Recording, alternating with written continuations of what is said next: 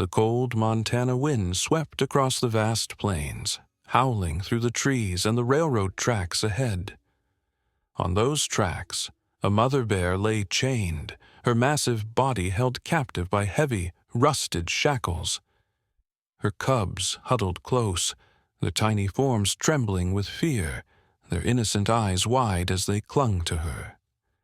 The mother's breath came in shallow gasps, and as the distant sound of the approaching train reached her ears, she closed her eyes, resigned to the end she thought was inevitable. But then, the sound of a screeching truck tore through the air, interrupting the train's growing rumble. Tires skidded against the gravel, the truck slamming to a stop with frantic urgency. Figures rushed out, the panic and determination evident in their swift movements. Among them was a man named Aidan Cross, his heart hammering in his chest as he saw the trapped bears. "Can we save them?" his daughter Mira asked, her voice barely a whisper, her flashlight trembling in her hands. Aidan's expression was determined as he gripped his gear. "We have to."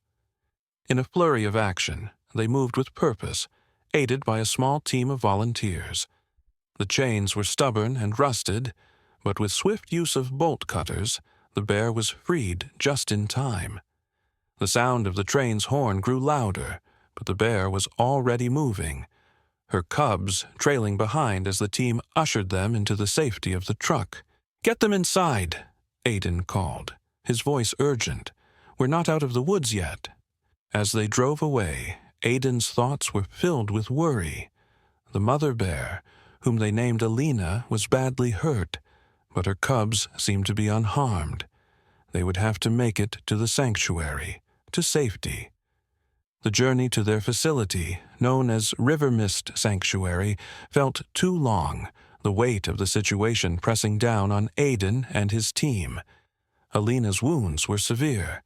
She had been captive for too long, and her body was weak. But there was a glimmer of hope. There was still time. Once, at River Mist, Dr. Lila Soren, the head veterinarian, was already there, waiting with open arms. She took one look at Alina and quickly got to work, assessing her injuries with quiet expertise. "She's been through a lot," Dr. Soren murmured, her voice steady, yet filled with concern. "But she's tough. She'll pull through." Alina's cubs were healthy, but they were scared. The new surroundings, the unfamiliar faces, had them hiding in the corner of their enclosure.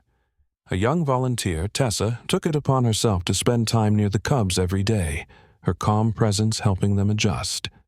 "There's something about them," Tessa remarked one evening, watching as Alina's smallest cub, Lyric, hesitantly approached her. "They're not so scared anymore." Aidan, who had been watching from a distance, smiled faintly.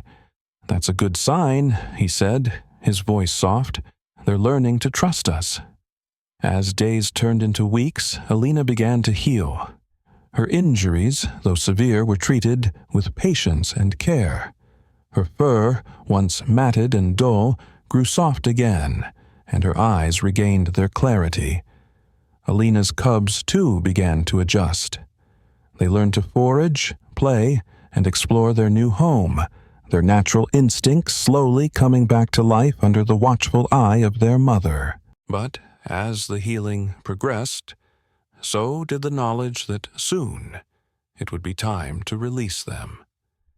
The question that loomed was whether they were ready to return to the wild. Would they be able to survive on their own again? Dr. Soren was confident. "They're ready," she said after one final examination. "Alina has done a wonderful job preparing them." The sanctuary's volunteers, who had come to know the bears so well, wanted to do something special for their release. They had all become so attached. It was more than just a rescue mission. It was a journey they had all taken together. "We should celebrate their journey," suggested Leo, one of the sanctuary's young volunteers, a quiet boy with a thoughtful nature. "Maybe a ceremony." The idea was met with immediate approval. In the following days, the sanctuary buzzed with activity. Mira, who had kept a journal of their time with Alina and her cubs, spent hours creating drawings that chronicled their journey. Tessa worked on creating enrichment tools for the cubs' last days at the sanctuary, while Leo designed a small wooden platform where the release would take place. The morning of the release arrived, the sky clear and bright, the first signs of spring in the air. The team gathered early, driving through the wilderness to the release site, a quiet valley untouched by human hands. There were streams and forests, places where the bears could thrive. When the truck doors opened, Alina stepped out first, her large frame silhouetted against the rising sun. She paused for a moment, taking in the sense of the wild, before glancing back at her cubs. One by one, they followed her, each cub hesitant but determined to follow their mother. Mira watched with tears in her eyes, her heart swelling. "They're free," she whispered, her voice breaking. Alina led her cubs to a nearby river, showing them how to fish. Her movements were confident and graceful, her instincts fully restored. The cubs watched intently, then attempted to mimic her, splashing eagerly in the water. "It's what they were meant to do," Dr. Soren said quietly, her voice filled with pride. "This is what healing looks like." Before they left, Mira placed her journal of sketches on the feeding platform, a gift for the next team that would come to the sanctuary. "For the ones who come after us," she said softly. Aiden placed a hand on her shoulder. "You did more than help them. You helped yourself, too. We all did." As they drove back to River Mist, the sun climbed higher, casting its golden light across the valley. In the distance, Alina and her cubs moved deeper into the wilderness, their story of recovery and freedom now part of the land itself. It was a reminder that no matter the darkness of the past, the light of a new beginning always finds its way through.